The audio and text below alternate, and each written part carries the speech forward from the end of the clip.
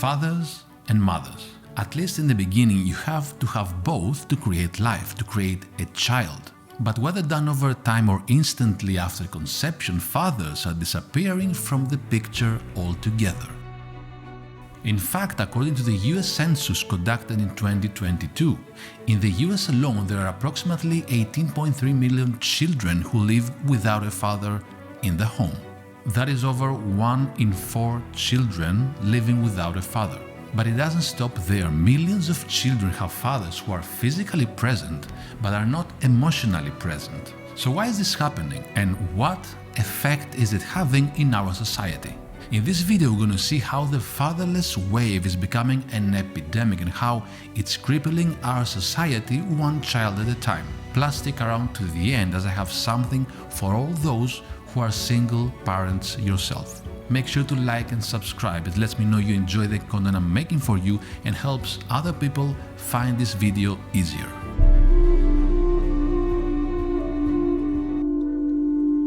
Way back in the good old days, a man got married to a woman and they stayed together until one of them died. Marriage was thought of as a very sacred union or even a contract between two people, and it took God himself to break it. This holy look on marriage lasted very strongly up until the mid-20th century, but in the 1960s something happened. The sexual revolution took the world by storm and shined a new light on what it was to be married, and even more so, presented us with the idea that the marriage contract could be easily broken, that marriage could even be a swinging door. Since then, the institution of marriage has quickly deteriorated. Not only do people enter and exit marriages like they do on a bus, but now people are avoiding marriages altogether. The modern family doesn't look like it used to.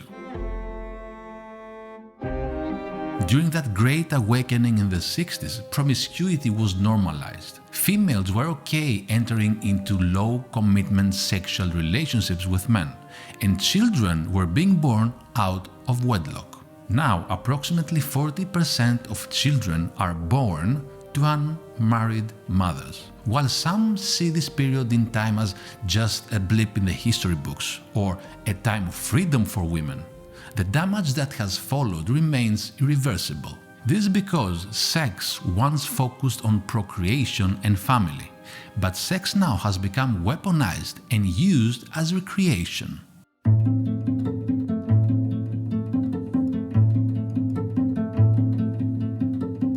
While men and women are still getting married, marriage is happening less and less. And when people do get married, they're not lasting as long as they used to.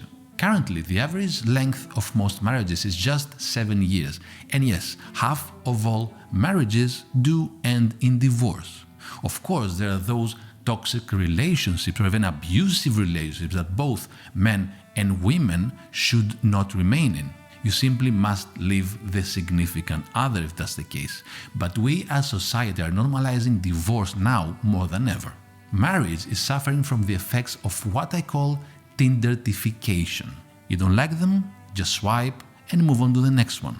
But when divorce is chosen as the easy solution, the quality and even quantity of the time that children spend with their fathers declines rapidly. Frank Furstenberg and Andrew Cherlin, authors of The Divided Families, share that after just a few years after divorce, only 1 in 10 children actually still have weekly contact with their fathers. Even more shocking is that 2/3 of those children have no contact at all. Let's say even in the best case scenario, where divorced fathers maintain contact with their children, the time spent with them is superficial, short, and has little to no benefit for the child.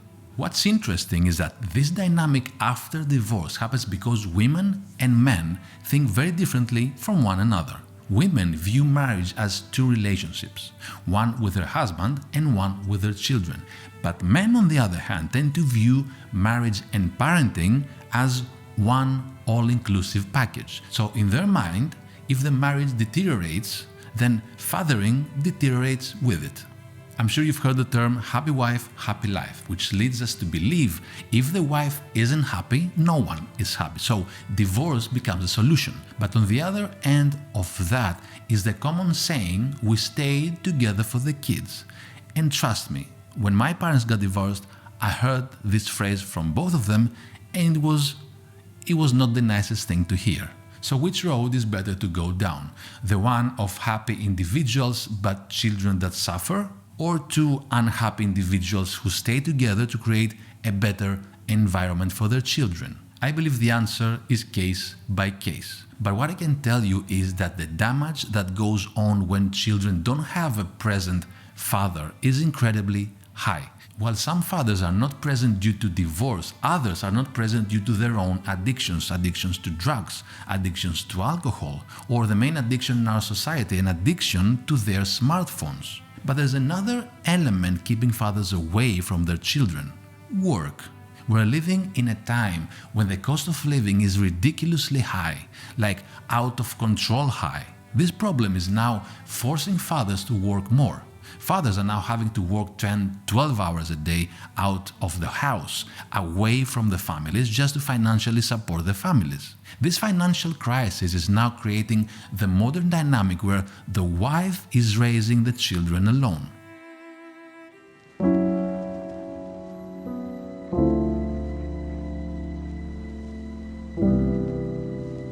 Whether emotionally or physically absent, the issue of absent fathers has reached just a high level that if being fatherless was a disease, it would be an epidemic. So whether by choice, bad luck, or forced to, what damage does a fatherless child experience? And let's talk some basics here. Men and women are different. They just are.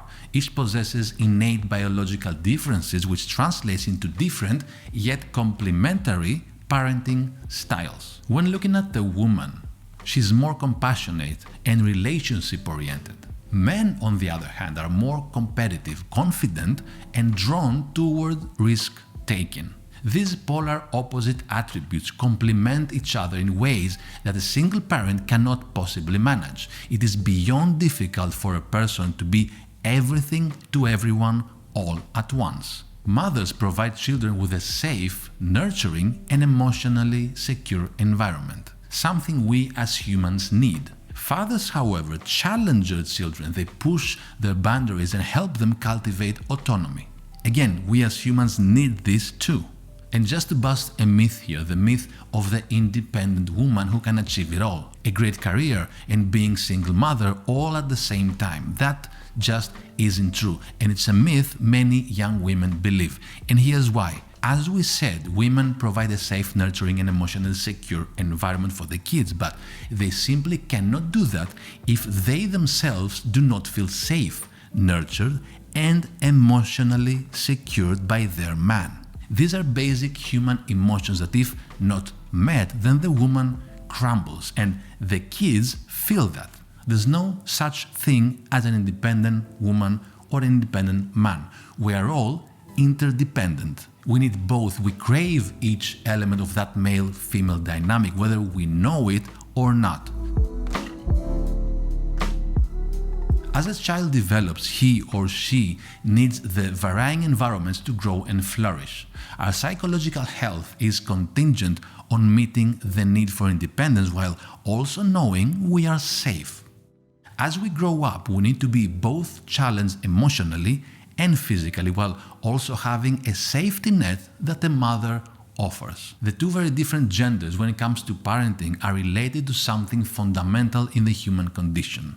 Males and females each bring different qualities to children. In his book Families Without Fathers, David Popenoe explains, the burden of social science evidence supports the idea that gender-differentiated parenting is important for human development, and that the contribution of fathers to child rearing is unique and irreplaceable. This one word, irreplaceable, hits our society really hard because we think if a father is absent, can't he be replaced? Yes, a father figure is great to have, but he cannot replace a biological father. Stepfathers who are praised and thought to be just as good are actually not a reliable solution to the problem of fatherless children. In fact, stepchildren are often worse off than children of single mothers. This is because the lack of genetic ties can cause a stepfather to be reluctant to invest time and energy into the child's development. They come in as more of an older brother or as a fun uncle figure than an actual father figure. It is even thought that some stepfathers are prone to see their stepchildren as competition for their mother's attention.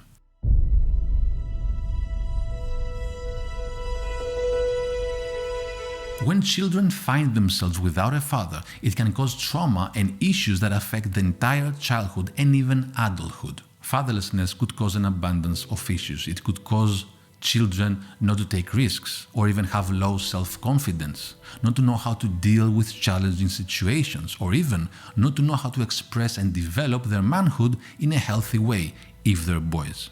The list goes on and on when it comes to the damage it causes. The strongest predictor of whether a person will end up in prison is that they were raised by a single parent. Many fatherless children likely end up in poverty, drop out of school, become addicts, and even end up in prison for various crimes. Here are some crazy and very scary numbers for you to think about. 60% of rapists, 63% of all youth suicides, 70% of all teen pregnancies, 71% of all adolescent chemical or substance abusers, 72% of juvenile murderers, 80% of all prison inmates, and 90% of all homeless and runaway children came from single mother homes. That's what fatherlessness does to our society. I'll put the links to all the research in the comments below for those of you who want to dig deeper. As Dr. Gabriela Gobi said, growing up without a father could permanently alter the structure of the brain and produce more children who are more aggressive and angry. The damage that the fatherless epidemic is having on children is alarming, but the ripple effect it is having on our society is becoming irreversible. Families are the pillars of our society. Strong and stable families contribute to the community, the environment, and the world. What society does to its children, so will its children do to society. The modern families we are creating, where fathers are stepping out of the picture, is going to reflect in the society we're creating. Okay, real quick, if you're watching this video, then you're probably someone like me who really values relationships. Maybe you're someone who struggles with the relationship or who just want to make the relationship even better. For me, there was no other way to start this journey other than going back to my childhood memories and how my early experiences shaped my perception about how to relate to others and how to interpret how others relate to me. One of the recent revolutions in childhood psychology is the understanding of how children relate to their parents and how this relationship shapes the kids' perception about relationships, and then it carries out throughout life and throughout all of their relationships. So how we attach to our parents basically and how our parents interact with us, we develop the so-called attachment styles. Your style might be secure, avoidant, dismissive, or fearful. And the majority of us pass on all the issues that our parents passed on to us to our kids. So if you want to learn how to understand childhood psychology and raise children who attach to others in a healthy way, or if you're someone who wants to understand more about your own childhood and how the consequences of your parents' parenting styles are affecting your relationships now, I created this online program on childhood psychology. In the 12 lessons of this course, we explain how children attach to their parents and how these attachment styles define all the relationships throughout life. We deep dive into how children develop their sense of self and identity and how their mind works, from stimulus to perception all the way up to forming what we call mental representations, and then how these representations manifest into actual behavior. Okay, I'm not going to go into more details because I want to get back to the video, but if you feel like you want to understand more about childhood psychology, I'll leave a link in the description below. Back to the video. I'll leave you with this quote from David Popenoe's book. Indeed, almost anything bad that can happen to a child occurs with much greater frequency to the children of divorce and those who live in single-parent families. Thanks for watching, and I'll see you in the next video. I'm Dimitris, and I share tools and insights on how to design a well-lived life.